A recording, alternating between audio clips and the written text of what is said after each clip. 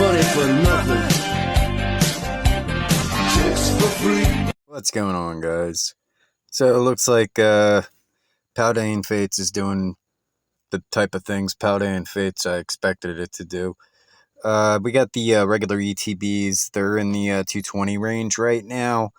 We have less than 50 on the market. Well, on TCG Player. I have not counted on eBay. I know there's one guy, he's got like 50, but he's in the 220 range as well.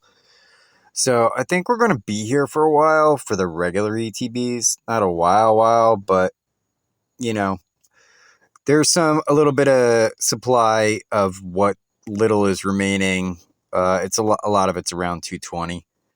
But in bigger news, let's check out the Pokemon Center Paldean Fates Elite Trainer box. Just give me a second to type in. I am not the fastest typer.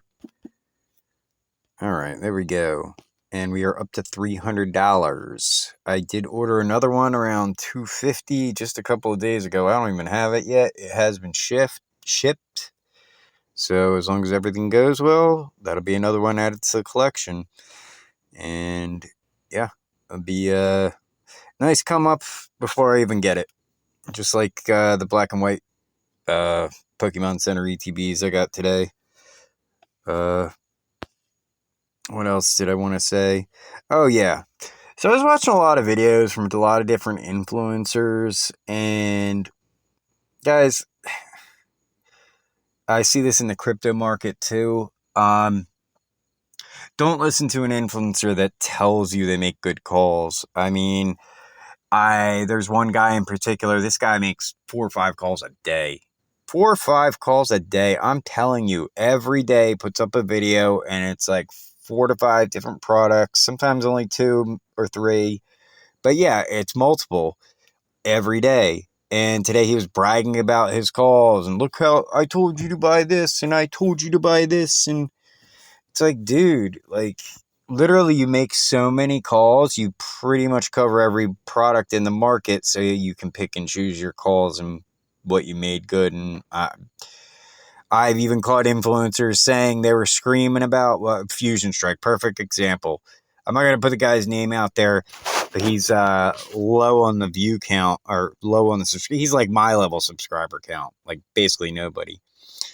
But at the time, before Fusion Strike blew up, I think he mentioned it once in passing, but he was telling everybody, buy Chilling Reign, buy Chilling Reign, buy Chilling Reign, which Chilling Reign performed well at that time, too.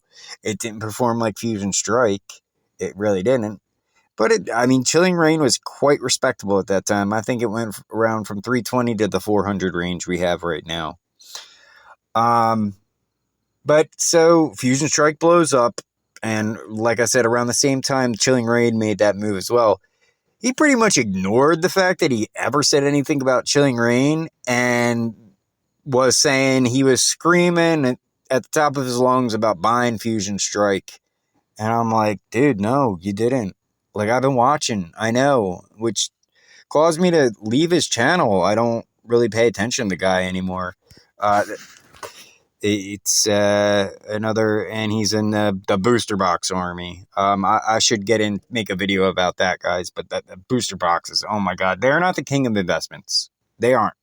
I mean, look at the Pokemon market. Look at the supplies on ETBs. Look at the supplies on Pokemon Center ETBs. They're more desirable. I mean, they really are. I mean, Sword and Shield, it looks like they printed a ton. So that's kind of why booster boxes are probably still a better play in the Sword and Shield era. But as we move in to Scarlet and Violet, these ETBs levels, I mean, other than Prismatic is, oh my God. So much of it out there. But these levels of the ETBs are really low. And Paldean Fates is just like one example. I've seen numerous ETBs in the Scarlet and Violet era that I'm like, what? There's like 50 a supply left. And it's some of the lower sets too. Like you'll notice Paradox Rift. And something else I was thinking. Maybe it was Shrouded Fable. I don't remember. But yeah, Paradox Rift definitely, from what I saw, had a low ETB count. and I actually have some from like when I first started. I just took a bunch of money and started throwing it at stuff, and I was like, as long as I can diversify, I'm good. Now that I know stuff about Pokemon, it's, you know, I mean, the calls I've made since April just kind of speak for themselves. And, you know, these are recorded. I don't make calls every day. I make a couple of calls here and there. I recently came out with a video where I said 5 Pokemon Center Elite Trainer boxes I like and 4 sets I like. And that is pretty much where my money's going right now. But, you know, top of that list is certainly Paldean Fates. I mean, there is a crisis going on, a possible chase card for the supply crisis going on, a possible chase card for the era. Uh, you know, nobody talks about it. And it's the most expensive pack in Scarlet and Violet era. Like that says something. People just aren't paying attention. I think they're starting to, obviously they're starting to now. Look at the price of these ETBs are starting to go off. And, you know, once these ETBs like really start getting down to like single digits, which, you know, we may be a week away from. Like that's how bad the supply of Paldean Fates. I mean, we could always have a big seller come in, hit the market, which I'm interested in monitoring. I want to see if there's any big supply coming to market, like some big seller holding back or something. But we have not seen that yet, and the numbers are really getting down there. But yeah, and that's the other thing. I'm starting to hear other influencers talk about Paldean Fates, but you know, they're telling you 151 crown EMs, but these are also good sets, also sets I'm putting away for and stuff. But yeah, they're just starting to talk a little bit about Paldean Fates. I'm the only person that's really screaming about it. It is probably the most investable set in Scarlet and Violet. Well, I mean, with the way I scream about it, I really should just say it is the most investable set as far as I believe. The one problem right now is the price shooting up, which is like, where's your entry point at? But the ancillary products, I mean, a lot of them are still compatible with pack prices, the current booster pack price, or cheaper. So, you know, that's a good way to look at it, like booster bundles.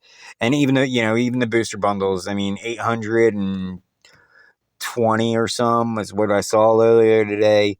That is, you know, that sounds like a lot, but it's not. I mean, we're talking thousands when it comes to Prismatic and 151. I haven't paid attention to Shroud of Fable because, you know, these specialty sets are going to have more bundles because they don't have booster boxes. And they're supposed to have more ETBs, but they didn't do that. Looks like Paldean Fates. So that's the end of my rant today, guys. Beware of one more thing I wanted to mention. Of course, I got to talk about Prismatic. In watching a bunch of these influencers and noticing a trend, some of them say, "Hey, I made this call." They all tend to agree that Prismatic is a great investment. Now, let me ask you something. If Prismatic, just not even, let's take Prismatic out of the equation. If you look at an investment space and everybody is saying this is going to make you rich, this is great investment, blah, blah, blah, it's not. How the hell is everyone supposed to get rich off of the same thing? Where's the money supposed to, where's the liquidity supposed to come from? It's not coming from anywhere. It can't. That's why we have crashes and things like Prismatic, which we will see. Guaranteed. All right, guys, that's the end of my rant for tonight. I just wanted to make a update on Paldean Fates. We are just lifting off the rocket ship, and I think the Pokemon world's going to be shocked at what this set can do. Have a good one, guys.